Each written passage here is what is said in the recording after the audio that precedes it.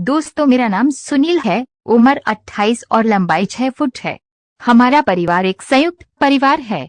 मैं आज आपको अपने जीवन की एक सच्ची घटना के बारे में बताने जा रहा हूँ। इसके बाद से तो मेरी जिंदगी ही एक फिल्म जैसी हो गई। हमारे परिवार के सदस्य किसी की शादी में गए हुए थे और हमारे घर में कोई नहीं था। इसलिए मैं शाम को घर वापस आ गया और पड़ोस वाली चाची के घर चला गया।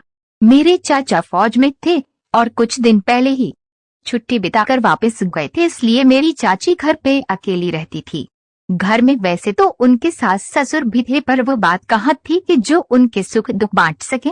मेरी चाची की उम्र 26 साल और लंबाई 5'8" है और उनकी शादी को 7 साल बीत चुके थे, पर उन्हें औलाद का सुख नसीब नहीं हुआ था। आज भी वो बड़ी नजर आती हैं। मेरी माँ ने चाची को कह रखा था कि रात को हमारे घर पर सो जाना। शाम को मैं चाची के घर चला गया। जब चाची घर का काम कर रही थी, उन्होंने काले रंग का सूट और सफेद सलवार पहना हुआ था। गर्मी का मौसम होने के कारण उनके कपड़े पतले थे।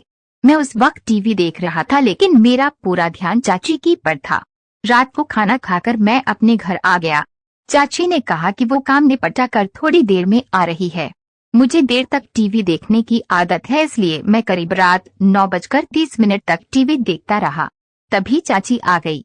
उसके बाद मैंने घर के सभी दरवाजे चेक करके बंद कर दिए। मैंने चाची का बिस्तर भी अपने कमरे में लगा दिया था। थोड़ी देर तक हमने टीवी देखा, फिर चाची मुझसे कहने लगी कि उसे नींद आ रही है और वो सो रही है।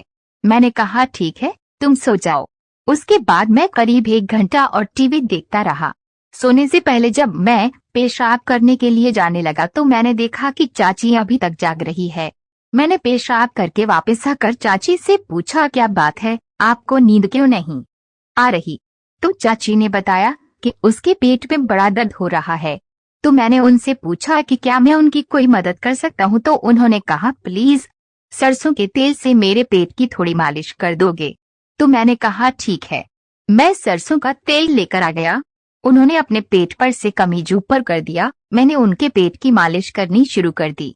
मैं करीब 30 मिनट तक उनकी मालिश करता रहा। उसके बाद उनके पेट का दर्द कुछ ठीक हो गया, पर अभी भी थोड़ा सा तेल बच गया था, तो उन्होंने कहा कि इसे उनकी पीठ पर लगा दो।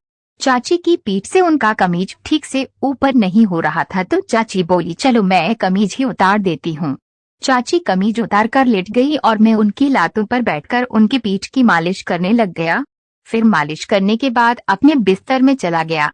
अभी मुझे लेटे हुए थोड़ा वक्त ही हुआ था कि चाची मेरी चारपाई के पास आ गई और मेरे ऊपर बैठ गई। मुझे पता नहीं चल रहा था कि मैं क्या करूं। मैंने चाची से पूछा, आप ये क्या कर रही हो? तो वो बोली, आज कई सालों से मेरे अंदर की सोई हुई औरत को जगा दिया है। वो चाची जिनके सपने ही देखता था, वो आज मेरे ऊपर बैठी हुई थी। मेरा सपना सच होने जा रहा था, इसलिए मैं बहुत खुश था। फिर मैंने और चाची ने अपना काम शुरू कर दिया। मुझे चाची से प्यार हो गया था। चाची को भी मैं पसंद आ गया था। इस तरह हमारा प्यार शुरू हो गया। इसके बाद जब भी हमें मौका मिलता, हम ये खेल खेलते रहे।